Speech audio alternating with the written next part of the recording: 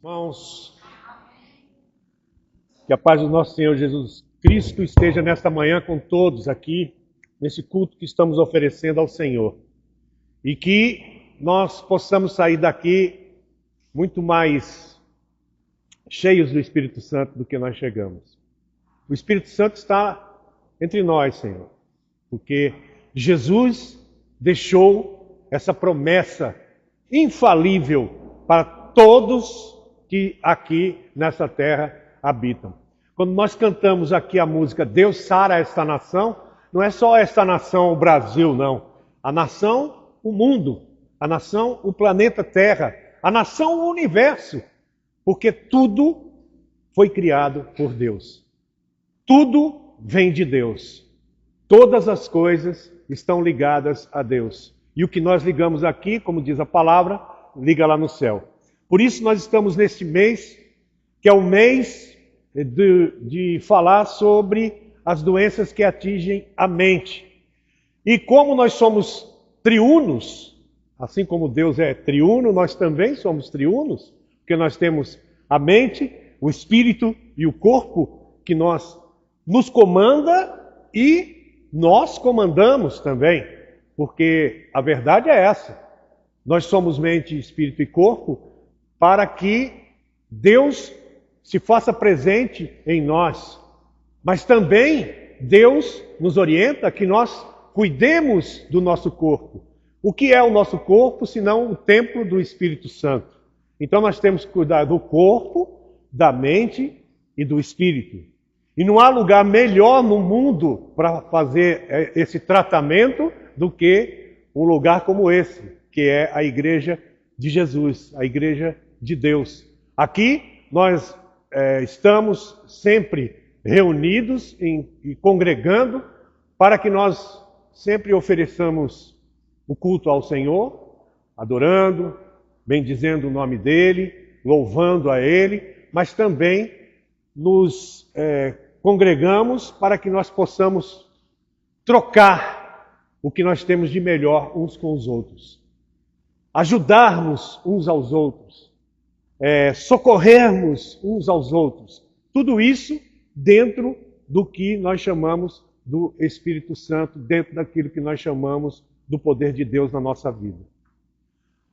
Nós vamos ler dois textos que estão, um no Antigo Testamento, outro no Novo Testamento, que é para fazer exatamente essa ligação entre esse mito de que quem é crente, quem crê em Deus, quem entrega a sua vida para Jesus, não tem sofrimento, não passa por nenhuma dificuldade, porque está no que prega aí essas teologia da prosperidade, né? Que o pessoal diz que quem está na igreja, quem está com Deus, ganha tudo, faz tudo, tem tudo, e na verdade não é isso. Porque o próprio Jesus disse, no mundo tereis aflições, né? Mas tem de bom ânimo, porque eu venci o mundo. Ou seja, nós, através de Jesus, também estamos vencendo o mundo, todos os dias, a cada dia. Mas passamos por aflições, passamos por dificuldades, passamos por problemas mentais, passamos até alguns que são crentes, que são pessoas de Deus, passamos por depressões, que é uma doença, que é uma coisa que pega a gente desprevenido e vai devagarzinho, sem que a gente sinta, colocando no nosso coração, na nossa mente, aquele sentimento de derrota, aquele sentimento de tristeza, e quando a gente percebe, a gente já está afundado nessa tristeza, nessa derrota, mesmo sendo crentes, mesmo sendo de Deus, mesmo entregando nossa vida a Jesus. Então nós temos que ter a consciência de que isso pode sim acontecer com um cristão, pode sim acontecer com uma pessoa que entrega a sua vida a Jesus.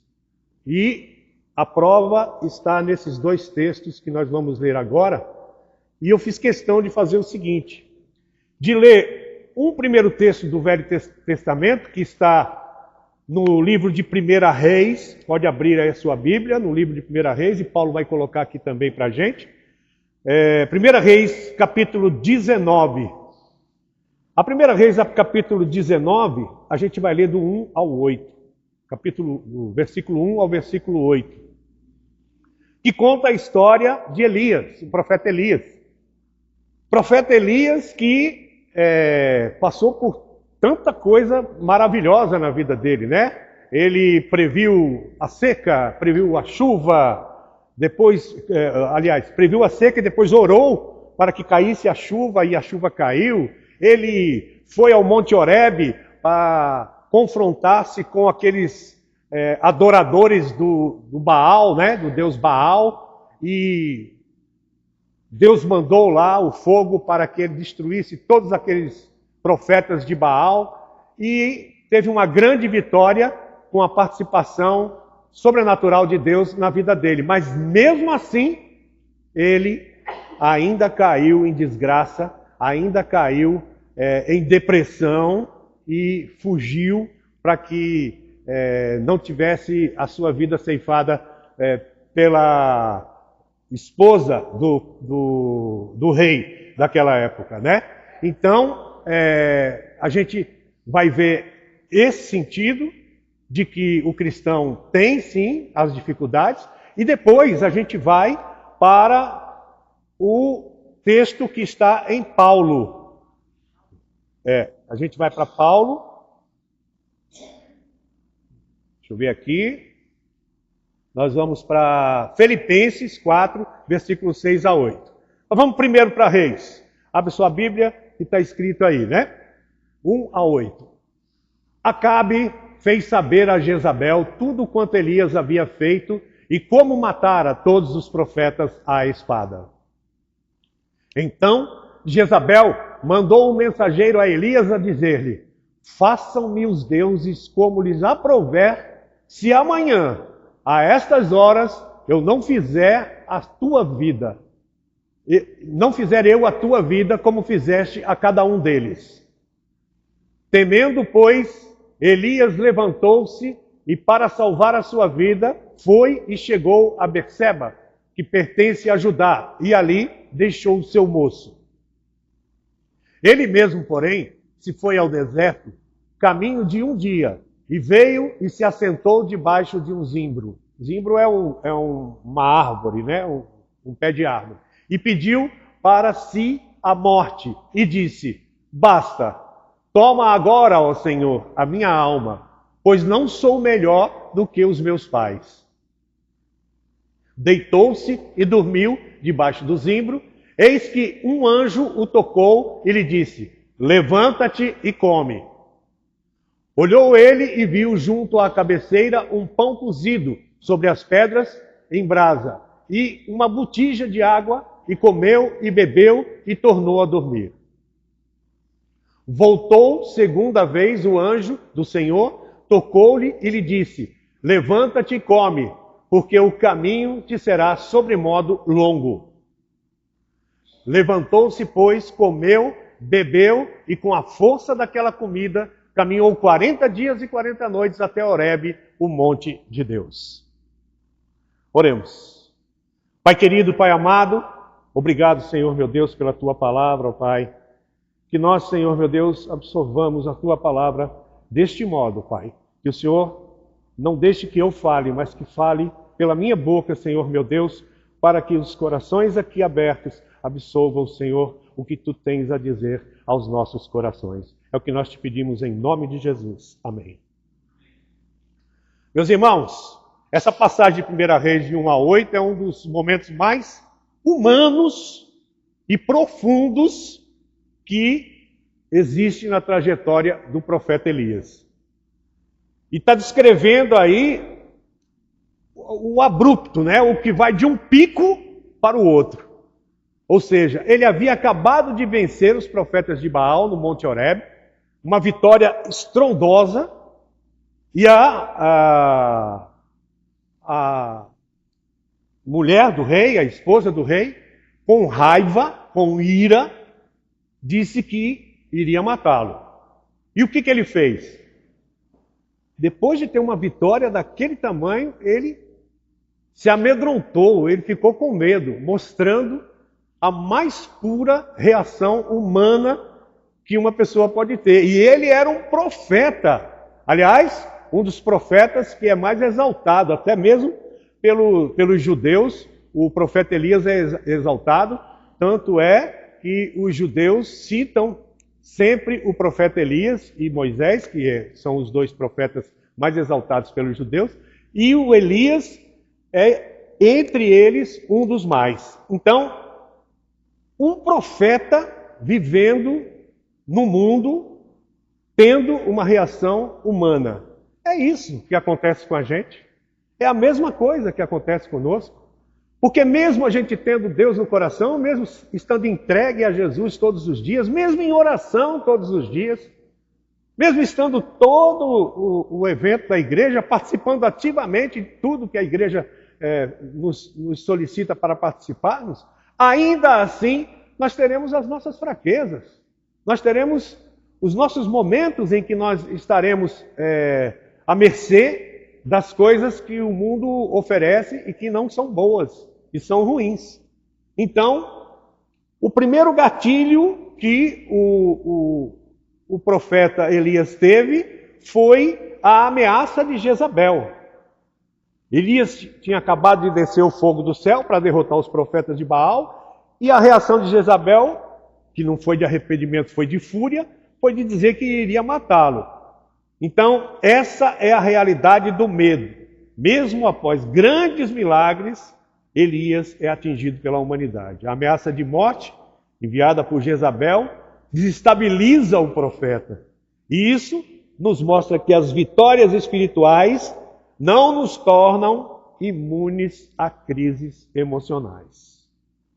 E o que aconteceu com o profeta Elias? No versículo 5 e 7, a gente nota que Deus não começa repreendendo Elias, né? Ele vai para uma fuga, para um esgotamento. Ele foge para o deserto, deixa o servo dele, Eliseu, e vai embora e vai se isolar, e vai ficar sozinho. Por quê? Porque ele havia ficado com medo. E aí eu me lembro aqui de que há muito tempo, quando eu me converti, há 20 anos, mais de 20 anos atrás, eu fazia um estudo do livro do Jó, porque o livro do Jó é um dos livros que a gente vê mais sofrimento, né, na vida de uma pessoa. Jó sofreu demais, Jó perdeu tudo, perdeu filho, perdeu família, perdeu tudo. E fazendo um estudo daquele livro de Jó, eu vi que havia ali um versículo, que agora eu não vou me lembrar qual é, mas depois vocês pesquisem. Havia um versículo ali no livro de Jó, que era a chave de todo o livro de Jó, que dizia assim: e tudo que temia me aconteceu. E tudo que temia me aconteceu. Então, o medo sintonizou com coisas ruins, e o medo fez com que as coisas ruins começassem a acontecer na vida dele. Então, muitas vezes, a gente tem medo, e o medo, muitas vezes, não é uma coisa segura, porque pode ser que seja uma coisa segura. Por exemplo, eu não vou passar numa rua escura de noite, sabendo que ali está cheio de ladrão, e eu posso ser assaltado. Eu tenho medo de passar naquela rua, é uma coisa segura. Mas o que acontece muitas vezes é que a gente tem medo das coisas mais simples na nossa vida por falta de fé, por falta de confiança em Deus, por falta de ter aquele sentimento no nosso coração de que Deus está na nossa vida, de que Jesus toma conta da gente. Então a gente não tem que temer. Muitas coisas a gente não tem que temer. Muitas coisas a gente tem que enfrentar. Então é isso que a gente tem que separar. E o que aconteceu aqui com Elias foi que ele teve medo e foi se isolar. Ele se senta debaixo do zimbro, que é uma pequena árvore lá do deserto, e pede a morte. Ele diz: basta, Senhor, toma agora a minha vida. A que ponto Elias chegou de pedir para acabar com a vida dele? E a gente pensa que nós somos os bambambãs, né? Porque temos Deus no coração? Não, gente. Não.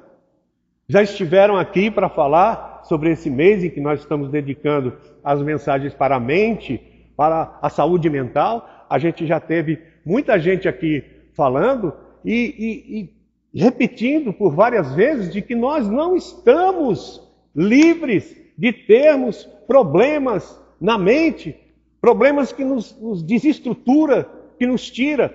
Mas nós temos que aprender como lidar com isso, da melhor forma possível. É claro que não vai nos livrar, mas vai amenizar o nosso sofrimento. Porque se você tem fé, se você crê em Deus, se você acredita que Deus está tomando conta da sua vida, muitas coisas não podem ser causa de medo no seu coração. E é isso que nós temos que fazer. Nós temos que dosar o que é para ter medo e o que não é para ter medo. E temos que saber que a nossa vida está pronta para poder enfrentar tudo isso com Deus no coração, com Jesus na nossa vida, com o Espírito Santo, participando sempre do nosso entorno, do nosso ambiente. Mas Elias, disse que não é melhor que seus antepassados, e o peso da autocrítica de sentimento de fracasso tomou conta da vida dele, apesar dele ter sido fiel. E esse é o maior exemplo de que a gente deve tomar muito cuidado com o que nós pensamos, com o nosso coração, com o que nós sentimos.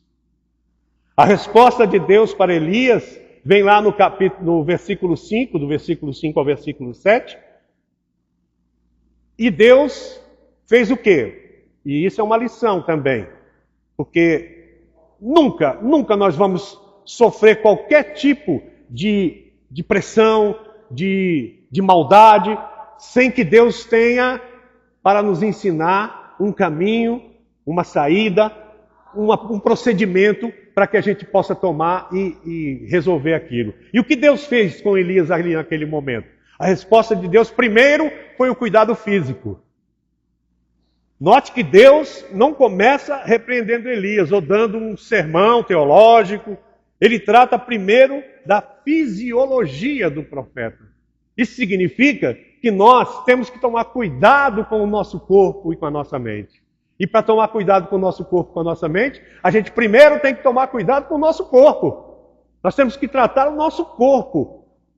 O toque do anjo, o anjo toca em Elias e oferece comida. Pão cozido sobre brasas. Está lá no versículo 5, 6 e 7. E oferece água. E depois ele oferece sono. Elias dorme. Ele come 2 vezes. Às vezes, parece que uma crise espiritual é, na verdade, a exaustão física e mental. E Deus, pode ter certeza, vai validar esse processo, vai validar a necessidade tanto do alimento como do descanso. Esse é um dos medos que nós não podemos ter. Tem muita gente que acha que tem que guardar, tem que... Jesus já disse, né? Ao seu dia basta o mal. A cada dia basta o seu mal. Então, a cada dia nós temos o nosso mal. Nós temos que viver o mal de hoje. E não pensar que amanhã vai faltar, que amanhã nós não vamos ter. Não, nós vamos ter. E aqui está a prova. Que Deus vai prover você primeiro no seu corpo e na sua mente. Para depois você conseguir ter forças para tomar as providências que você tem que tomar. Então, esse toque do anjo foi para oferecer a comida, foi para Elias dormir, foi para ele sanar a exaustão física e mental. E Deus validou a necessidade do descanso de Elias. Em seguida, Deus preparou o caminho, está lá no versículo 8, que é um dos versículos mais fortes dessa análise do texto que nós estamos fazendo. Fortalecido por aquela comida, Elias caminhou 40 dias, 40 noites, e aí a gente vê o simbolismo, né, dos 40 dias. Os 40 dias aparecem em várias ocasiões na Bíblia. Nós temos aí o Israel no deserto, 40 dias, 40 anos, e 40 também é o número do jejum que Moisés passou, 40 dias é o número que Jesus esteve no deserto, Então, esses 40 é uma simbologia que também está aplicada aí nesse livro do 1 Reis, lá em Elias, e indica um período de purificação, de preparação para uma nova revelação. A nova revelação que depois aconteceria. Essa é a provisão. Esse é o sobrenatural de Deus na vida das pessoas. Esse é o sobrenatural de Deus que nós temos que acreditar que vai acontecer com a gente. A comida não era comum, a comida que o Elias comeu. O descanso que ele teve não foi um descanso comum. A comida era o sobrenatural de Deus, o descanso era um descanso sobrenatural de Deus para que depois ele aguentasse 40 dias para poder purificar e se preparar para as novas revelações que Deus tinha para ele. A resistência e toda esse aparato que Deus providenciou na vida de Elias ia além da biologia humana, sustentando até para o seu encontro com a voz suave de Deus que o acompanhou. E para o maior de todos os acontecimentos da vida de Elias, que foi o arrebatamento dele, que ele subiu aos céus na carruagem de fogo, como diz a palavra de Deus. Então, para vocês terem uma ideia de que Deus tinha preparado para Elias um futuro especial, uma prova especial de que Deus estava com ele, estava na vida dele. Então, aqui nós aprendemos que, primeiro, o medo é preciso ser dosado na nossa vida. A gente pode ter medo? Pode sim. Mas medo das coisas que Deus está avisando ao nosso coração para que nós tenhamos. Porque certos medos vão fazer com que você revele uma falta de crença, uma falta de acreditar que Deus está na sua vida e que Ele pode prover todas as coisas. O isolamento, que é perigoso. Elias deixou o seu servo, Eliseu, e se isolou. E quase entrou em depressão.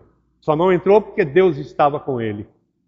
O corpo afetando o espírito, o cansaço físico, distorcendo a percepção da realidade. E é o que acontece quando você não se alimenta bem, quando você não descansa, quando você só está pensando em querer trabalhar e querer, né? Então você está entrando nesse esquema aí de ficar mentalmente prejudicado por conta das coisas que você faz que te afastam de Deus, te distanciam do que o Espírito Santo tem para dizer. O corpo afeta o espírito, o cansaço físico distorce a percepção da realidade, tira a sua sintonia com a fé que você deve ter em Deus. E, por último, aqui nós aprendemos que Deus é muito, mas muito gentil em qualquer crise que nós vivermos na nossa vida. Então nós temos que botar na nossa cabeça. Ele não esmaga uma cana quebrada, mas provê um descanso, provê um alimento, antes de chamar você para trabalhar novamente por você e por ele.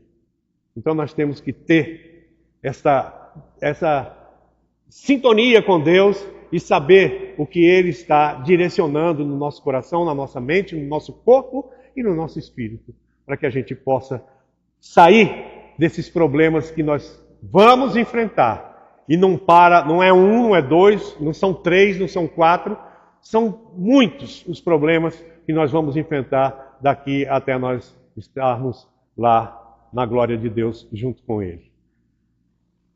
A passagem de Filipenses, ela vai dar uma resposta exata para tudo isso que aconteceu com Elias, para toda essa depressão que ele viveu, para tudo que realmente ele teve que passar e aprender para poder depois encontrar-se com a glória de Deus de uma forma excepcional, como nós sabemos o final de Elias.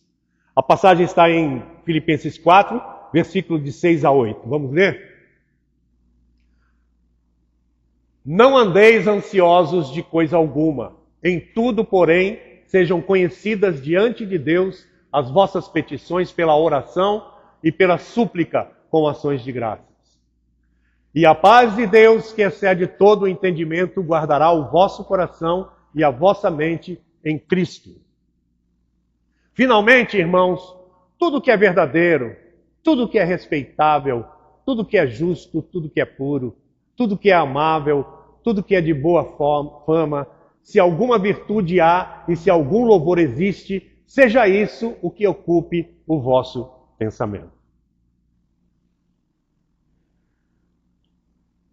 A passagem de Filipenses é amplamente considerada um manual, da saúde mental e espiritual. Tanto é que eu acho que todas as pregações que nós tivemos aqui, nós passamos por ela, É muito importante essa passagem, muito importante.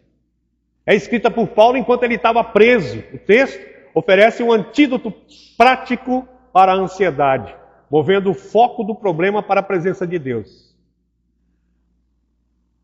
Versículo 6, Paulo começa numa ordem direta. Não andeis ansiosos por coisa alguma. Ele não diz apenas, pare de se preocupar. Não, ele oferece uma substituição. A ansiedade é substituída pela oração e pela súplica. E traz ainda mais um ingrediente aí, a gratidão. As petições devem ser feitas com ações de graça. A gratidão muda a nossa perspectiva, nos lembrando do que Deus já fez enquanto pedimos pelo que Ele ainda fará. Agora há pouco nós cantamos aqui, contam as bênçãos. Não tem como a gente contar essas bênçãos. Não existe forma de contar as bênçãos que Deus faz na nossa vida. Os livramentos que Deus dá na nossa vida. Você já imaginou, da hora em que você acorda, você já chegar nessa hora que você acordar e dizer assim, obrigado, Senhor, mais um dia eu estou vivo. Mais um dia estou vivendo. Quer dizer, o primeiro livramento é na hora que você abre o olho e vê que está vivo. Conta quantos livramentos Deus te dá da hora que você sai de casa até a hora que você volta. Você não tem ideia, você não sabe. Porque as coisas poderiam acontecer com você e você não percebe que essas coisas poderiam acontecer com você.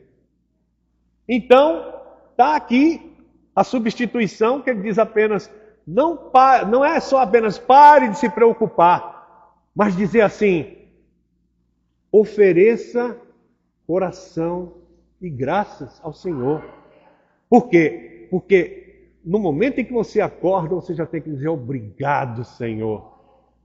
Obrigado pela graça de estar vivo, obrigado pela graça de ter mais um dia de oportunidade de pregar a sua palavra, de levar o seu nome, de cumprir o ID de Cristo, de sair de casa e falar de Jesus, de sair de casa e aprender um pouco mais sobre o reino de Deus.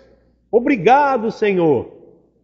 E aí, a promessa que Paulo faz, no versículo 7, o resultado de entregar as preocupações a Deus, de oferecer graças a Deus, não é necessariamente a resolução imediata do problema, mas é uma mudança do estado interno nosso. No momento em que nós fazemos isso, você não vai resolver os problemas que você vai ter durante todo o dia, não. Mas você vai enfrentar com muito mais força, com muito mais tranquilidade, com muito mais paz no seu coração. E aí ele fala aqui, a paz que excede a todo entendimento, a paz que não faz sentido, logicamente, dada a situação externa. A gente tem que lembrar aqui, como eu disse no começo, que Paulo estava na prisão, quando ele falou tudo isso. Você já tem ideia do que significa isso, gente? De você estar passando por um problema seríssimo, que eu acho que é um dos maiores problemas que um ser humano pode viver. É o fim da sua liberdade. É você estar numa prisão, atrás das grades. E mesmo assim você exaltar o nome de Deus e dizer, tenham calma, minha gente. Isso não é nada perto de tudo que Deus tem preparado para a nossa vida. Então, essa promessa da paz que excede a todo entendimento, muita gente pode não compreender, mas é isso aí que Paulo está falando. Essa é a paz que excede todo entendimento. É quando você está no pior problema da sua vida e mesmo assim o seu coração está feliz, tranquilo, porque você sabe que você tem Deus no seu coração. É difícil, gente, é muito difícil. É quase impossível. Mas tenta. Tenta para você ver se você não consegue. Tenta acalmar o seu coração. Tenta pensar que Deus está ali com você sempre, mesmo no pior momento. Tenta pensar que Deus faz tudo perfeito na nossa vida e na nossa morte. Porque se existe coisa que a gente não aceita é a morte, né? É muito difícil aceitar uma morte. A morte de um filho, a morte de um pai, a morte de um irmão, de um parente, de um amigo. É horrível. Tem sentido, porque Deus, lá no início, lá no Gênesis, ele diz que Deus criou o mundo, criou o homem, criou a mulher, fez um jardim, o jardim do Éden, para que a criatura vivesse para sempre, para a eternidade. E o pecado original trouxe o quê? A morte. Então nós não nascemos para morrer. É por isso que a gente não aceita a morte. Nós não nascemos para morrer. E uma das piores coisas que pode acontecer na vida da gente é a morte. Mas Deus é tão perfeito, que até aí Ele tem uma palavra, Ele tem uma explicação. Nós não nascemos para morrer e não vamos morrer. Porque Jesus veio aqui exatamente para isso, para nos proporcionar a vida eterna, para cancelar tudo aquilo que aconteceu ali no Gênesis, para acabar com o pecado original, para nos transformar em pessoas que estaremos ligadas com Ele para a eternidade. Esse mundo vai acabar, a morte vai existir para a gente aqui, mas nós estaremos lá na glória de Deus, junto com Ele. Até isso Deus resolveu.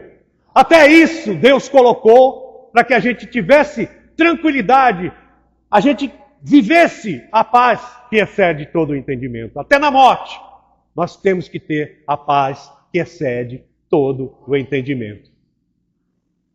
E é assim que Paulo vai fazendo a curadoria do pensamento. No versículo 8, ele oferece uma lista de critérios para que a gente possa filtrar e permitir que Deus ocupe a nossa mente. É uma dieta mental. E assim, nós vamos chegando ao final para dizer que Deus está oferecendo para todos nós essa dieta mental. A dieta do verdadeiro, rejeitar os boatos, as mentiras, os cenários imaginários, catastróficos, rejeitar toda essa coisa que a gente vê aí em televisão, em programas policiais. Acabe com isso, tire isso da sua vida. Isso não vai trazer nada de bom para o seu coração. Isso só vai trazer desgraça, você vai sintonizar com coisas que não é de Deus, que jaz no maligno desse mundo, que não pertence a Deus. Então, Ele é o dono do mundo, mas Cristo falou, o mundo jaz no maligno. E vocês sabem a quem o mundo pertence. Então se afaste com tudo isso. Vá para o verdadeiro. Vá também para o respeitável, para o nobre. Foque no que tem dignidade, evitando futilidades. Aí entra essa história de política aí também. Para que você vai ficar discutindo? Para que você vai ficar batendo boca? Se você tem a sua diretriz, o seu direcionamento, você fique com o seu direcionamento. E procure fazer com que esse direcionamento esteja sempre sintonizado com a sua fé. Porque não adianta nada você ter um direcionamento político que não esteja ligado a Deus, que não esteja diante da palavra de Deus, sendo confrontado e tendo sintonia. Se você vê que o seu direcionamento aqui no mundo está indo de encontro, ou seja, longe da palavra de Deus, então você tem que mudar o seu rumo, tomar o seu rumo. Ore! Ore, porque Deus vai dar o direcionamento na sua mente, no seu coração, para que você vá no sentido que Ele quer que você vá. Então, vá para o respeitável e para o nobre. Foca no que tem dignidade. Evite as futilidades. O outro direcionamento que Ele dá, a pureza, aquilo que é moralmente limpo, sem segundas intenções. Vá para aquilo que a sua mente diz que é o certo, que é o limpo, que é o justo. Assim, você vai sintonizar cada vez mais com o que Paulo está dizendo aqui. O penúltimo é amável, o que promove a paz e a bondade em vez da discórdia. Quantas vezes, a nossa língua parte para o... Eu sei que tem muita gente que não consegue segurar a vontade de ver algumas intrigas, algumas fofocas, Mas isso é uma coisa que a gente tem que sempre estar batendo, porque prejudica, porque não traz nada de bom também. Quando você vê que a sua vida está acontecendo algumas coisas assim ruins, algumas coisas muito prejudiciais para você, você pode ter certeza, alguma coisa você tem que consertar. Diante de Deus. Diante de Deus.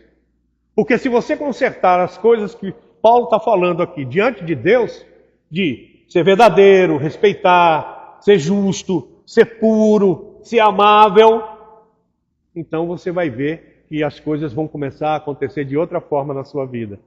E aquelas coisas que prejudicavam, que deixavam você triste e infeliz, essas coisas vão começar a se desviar da sua vida. E por último, de boa fama, as coisas que são admiráveis e edificantes. É o que Paulo indica aqui para a gente. Em síntese, o Paulo propõe um ciclo de 3 etapas para que a gente mantenha a estabilidade emocional em tempos difíceis diante de Deus, sempre ligado ao Espírito Santo de Deus. Descarregar, entregar a ansiedade para Deus, em oração, em súplicas. Receber, permitir que a paz de Deus proteja as nossas emoções. Há uma proteção, então, nessa paz que ele está falando aqui. E filtrar, escolher ativamente no que você vai pensar, o que você vai ver, se há alguma virtude, se há algum louvor, nisso pensai. E aí a gente está mais uma vez falando dessa história de que vocês não devem ficar assistindo essas coisas que realmente não trazem nada de bom para a gente, que são esses programas policiais, de fofoca, dessas coisas, né? E esse fechamento indica que o cristão deve ser um buscador ativo da beleza, da excelência do mundo, em vez de um colecionador de tragédias e de preocupações. A conexão entre a experiência de Elias, na 1 Reis 19, e o ensino que Paulo nos dá em Filipenses 4, é extraordinária. Descreve aí a crise na prática e que foi vivida por Elias e o que Paulo oferece, ele fornece, que é a teoria da superação. E aqui a gente vai ter a lição final, que é o basta, a oração, que a gente descarrega as coisas para que Deus nos traga um direcionamento de tudo que vai acontecer.